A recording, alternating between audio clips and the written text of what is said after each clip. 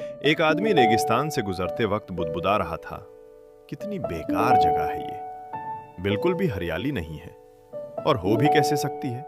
यहां तो पानी का नामो निशान भी नहीं है। तपती रेत में वो जैसे जैसे आगे बढ़ रहा था, उसका गुस्सा भी बढ़ता जा रहा था। अंत में वो आसमान की तरफ देख झल्लाते हुए बोला, क्या भगवान, आप यहां पानी क्यों नहीं देते? अगर यहां पानी होता तो कोई भी यहां पेड़ पौधे उगा सकता था, और तब ये जगह भी कितनी खूबसूरत बन जाती। ऐसा बोलकर वो आसमान की तरफ ही देखता रहा, मानो वो भगवान के उत्तर की प्रतीक्षा कर रहा हो। तभी एक चमत्कार होता है। नजर झुकाते ही उसे सामने एक कुआं नजर आता है।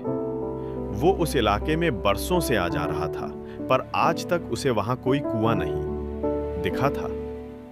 वो आश्चर्य में पड़ गया और दौड़कर कुएं के पास गया। कुआं लबालब पानी से भरा था। उसने एक बार फिर आसमान की तरफ देखा और पानी के लिए धन्यवाद करने की बजाय बोला, पानी तो ठीक है, लेकिन इसे निकालने के लिए कोई उपाय भी तो होना चाहिए।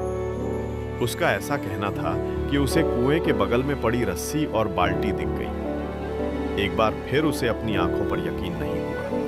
वो कुछ घबराहट के साथ आसमान की ओर देखकर बोला, लेकिन मैं ये पानी ढूंढूंगा कैसे? तभी उसे महसूस होता है कि कोई उसे पीछे से छू रहा है। पलट कर देखा तो एक ऊंट उसके पीछे खड़ा था। अब वो आदमी अब एकदम घबरा जाता है। उसे लगता है कि कहीं वो रेगिस्तान में हरियाली लाने के काम में ना फंस जाए, और इस बार वो आसमान की तरफ देखे बिना तेज कदमों से आगे बढ़ने लगता है।